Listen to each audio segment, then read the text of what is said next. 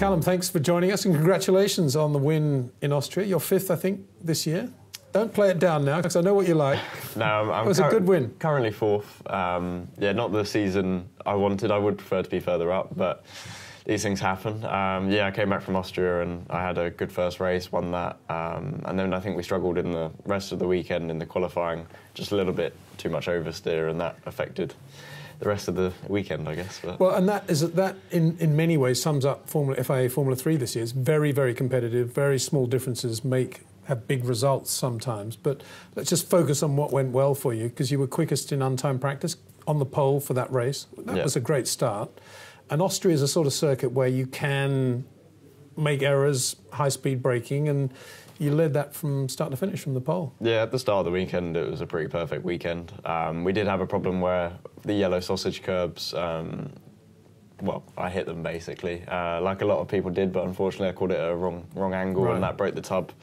But I still did the qualifying lap with a broken tub, because that happened in qualifying. And then we went into the race.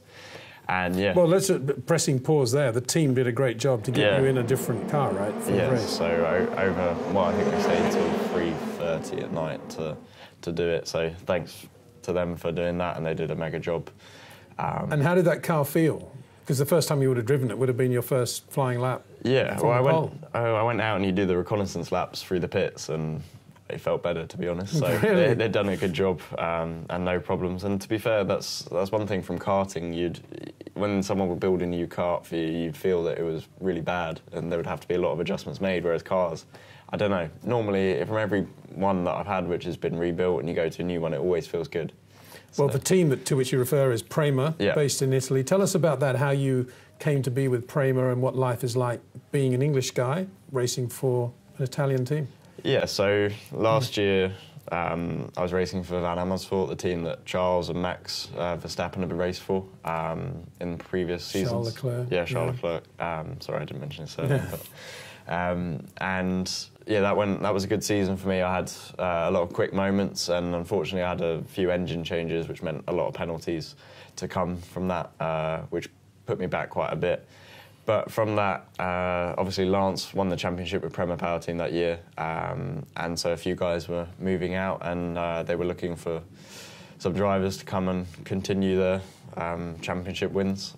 So I spoke to them, and obviously when you get an opportunity with a team that's won it for the last 6 years, you take it. So at the end of the last year, I signed the deal, and we went into this year, and yeah, I mean, they've to be fair, we haven't had the best of seasons. We've been up and down, and I think the tracks we expected to be really quick at, like Nürburgring this year, we really struggled at as a whole team. And I don't know, for me, I managed to make it work quite a bit compared to the others in the team, the tracks we struggled at. But when the car was really good, it was at the tracks we shouldn't have been good at. So we're sort of a bit up and down and not what we expected. And yeah, that's just been the story of the season in a way.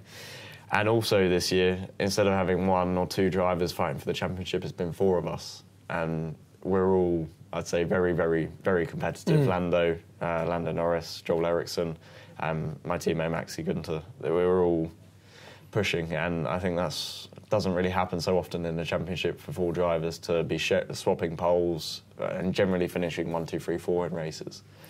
No, it's been a great season, and it continues to be a great season. The other 2 wins in Austria with Joel as well, and Lando not actually winning a race, which is a bit strange for FIA Formula 3 this year. It's amazing. You shouldn't talk too much about your opposition, but it is amazing how successful he's been as a rookie this year. Have you been surprised by that? Yeah, I expected him to struggle a bit more than he did. But Carlin, I think last year they stopped. Their drivers decided to pull out, and they felt that they weren't doing a good enough job. And obviously, they put a strong lineup this year and came back from that. Obviously, I'm quite surprised how they did it, to be honest, but they did a mega job. I think, to be fair, from last year, the VW struggled a bit, and now this year it's feeling very strong. It's hard to say whether they're stronger or not, but they're definitely up their game from last year. And at tracks like Monza and Spa, I did feel it was a bit difficult to to compete with them in the racing when you're slipstreaming. It looked to be that way. You never know the real story on that, whether or not. But that was a feeling we got. And obviously, Carlin, they do a very consistent job. And the whole year, Lando's been very consistent. He's a very quick driver. So it just, the whole package put together. But yeah, I mean, he's done a lot. And well, you're doing well too, and you're quick. Let's get back to that, because you have remaining races, but indeed you have the Macau Grand Prix coming up as well, where you're driving for Prema as well. Yeah. Last year, not too far away. This year, a good chance to win that one. Yeah. So last year, me and Van Amersfoort did a very good job. We were P2 the whole weekend up until the final race, when we just struggled with the pace and couldn't even match what we were doing in previous sessions. So it was a bit strange, but I mean, I finished 5th, and this year hopefully could be a few more places up and take the win, because I want to make up for the season, and what a better place to do it than Macau. Tell us about Macau, the circuit.